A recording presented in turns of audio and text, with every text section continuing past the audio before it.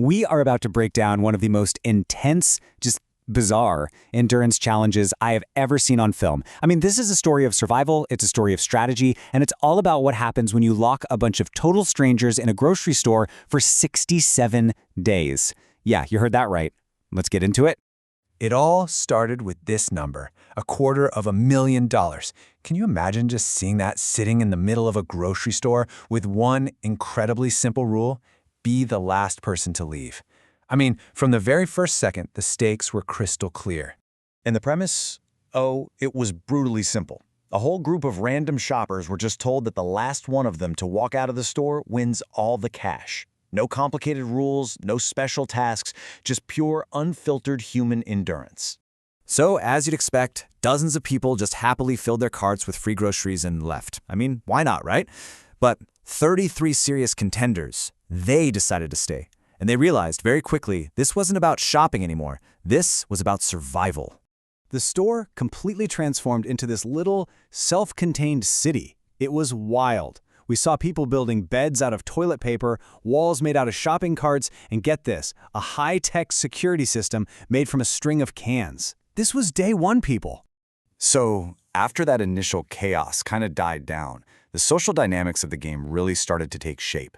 You know, the contestants figured out pretty fast they couldn't do this alone, so they began grouping up. Not just for survival, but more importantly, for strategy. And this slide just perfectly illustrates the new social order that popped up. 4 key alliances basically took control. You had Fort Freezy, the Freezy Boys holding down the meat section.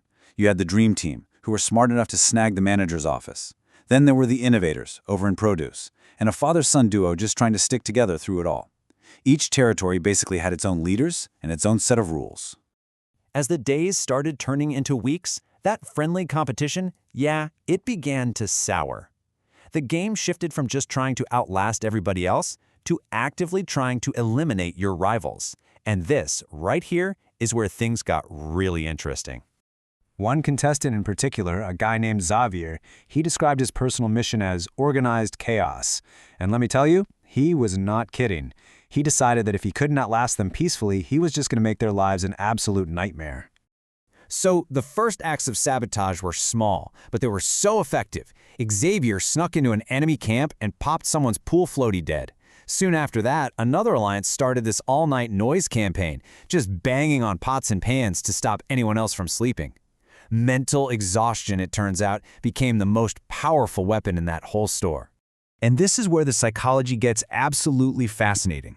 A simple basketball, of all things, became the reason for a major social breakdown. Xavier steals the ball, frames this guy Robbie. But when a witness, Autumn, tries to expose what really happened, the group's paranoia was so high that they turned on her. They accused her of being the liar. It is a perfect and kind of scary example of how quickly trust can completely fall apart. Okay, so after a whole month, the competition basically hit a stalemate. The remaining contestants were dug in, and nobody was budging. So, Mr. Beast came back to, well, dramatically ramp up the difficulty. So how do you make an already insane 30-day challenge even harder? The answer was deceptively simple and just utterly brutal. A single red line of paint was drawn straight down the middle of the grocery store. It was just paint, right? But as you're about to see, it changed everything.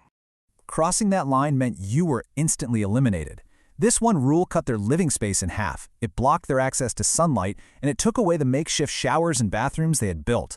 All of a sudden, they were trapped in a much smaller, much darker, and way more miserable space.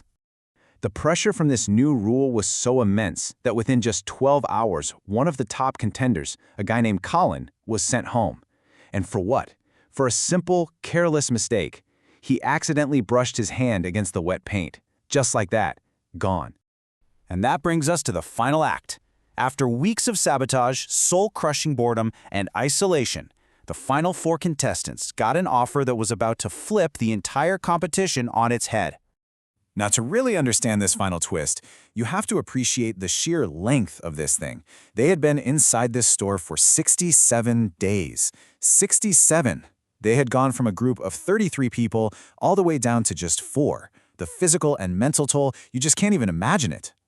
And then, Mr. Beast presented them with a shocking choice. Option 1, keep going. The competition stays as is. Last one to leave wins 250 grand. Option 2, change the game completely.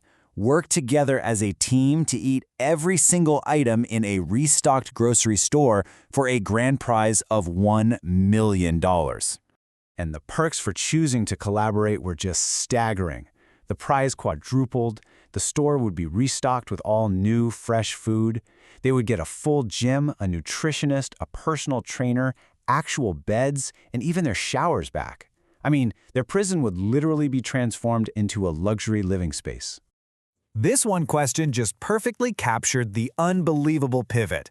After 67 days of trying to mentally and physically destroy each other, they were being offered a chance to become a unified team and win 4 times the money. It's insane. So what did they decide to do? In a 3-to-1 vote, the exhausted, battered contestants chose to end the competition. They voted to work together for that much bigger prize. And just like that, the grueling war of attrition was over. It ended not with a lone, exhausted survivor, but with the formation of a brand new team facing an entirely different kind of challenge. You know, it's such a fascinating choice, isn't it? A choice between guaranteed individual glory and a much larger but shared collective reward. After 67 days of all that psychological warfare, it really makes you wonder, what would you do in their shoes?